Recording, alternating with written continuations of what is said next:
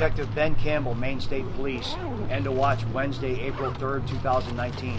Detective Ben Campbell was struck and killed by a vehicle tire while assisting at the scene of a disabled vehicle on I-95 south of Cold Brook Road in Hamden at 7:30 a.m. He came across a vehicle that had slid off the interstate due to inclement weather and stopped to provide assistance. As he was standing outside of his department vehicle, two wheels of a passing logging truck separated from the vehicle. One of the wheels struck Detective Campbell. Detective Campbell was transported to Eastern Maine Medical Center in Bangor, where he succumbed to his injuries.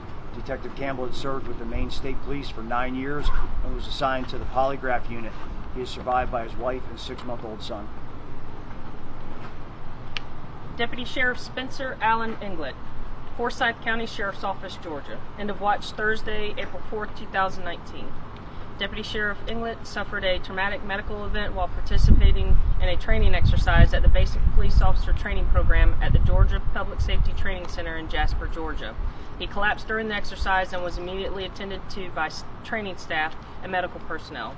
He was transported to a local hospital where he passed away a short time later.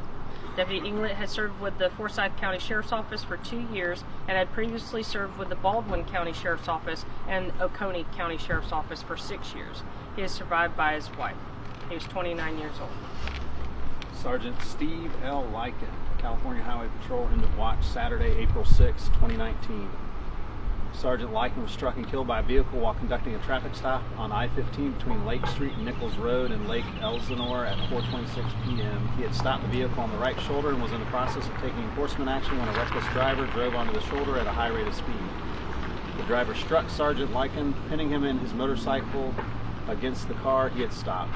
Sergeant Lykin was transported to a hospital where he succumbed to his injuries. Sergeant Lykin had served with the California Highway Patrol for 27 years. He is survived by his wife, daughter, stepdaughter, and parents. Deputy Sheriff Justin Derosier, Cowlitz County Sheriff's Office in Washington. End of watch Sunday, April 14th, 2019. Deputy Sheriff Justin Derosier was shot and killed in the 100 block of Follert Road after responding to investigate reports of a disabled motorhome shortly after 10 p.m. After arriving at the scene, he contacted dispatchers with emergency traffic and stated he was being fired at.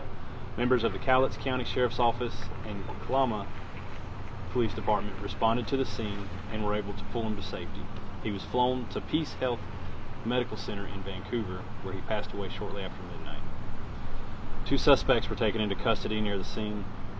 The 3rd suspect was shot and killed when he was encountered by other officers who were searching for him the following night.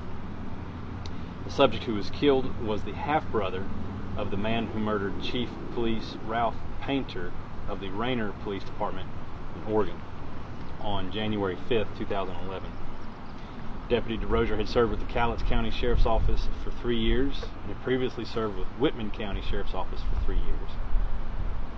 He was survived by his wife and 5-month-old daughter. Police Officer Kyle Olinger, Montgomery County Police Department, Maryland. End of watch Thursday, April 18th, 2019. Police Officer Kyle Olinger succumbed to complications of a gunshot wound sustained on August 13th, 2003, while making a traffic stop at the intersection of 2nd Avenue and Spring Street in Silver Spring, Maryland. He was speaking to one of the occupants when he observed one of the passengers attempting to conceal a handgun underneath the seat. He ordered the man to drop the weapon before a struggle ensued.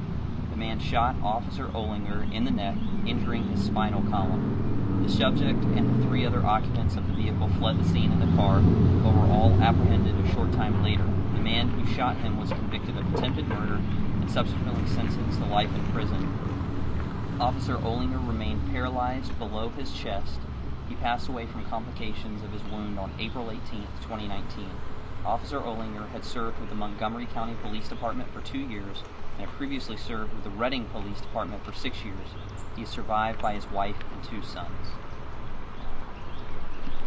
Eugene? Conservation Officer Eugene Wynn Jr., Minnesota Department of Natural Resources Enforcement Division, Minnesota. End of watch Friday, April 19th, 2019.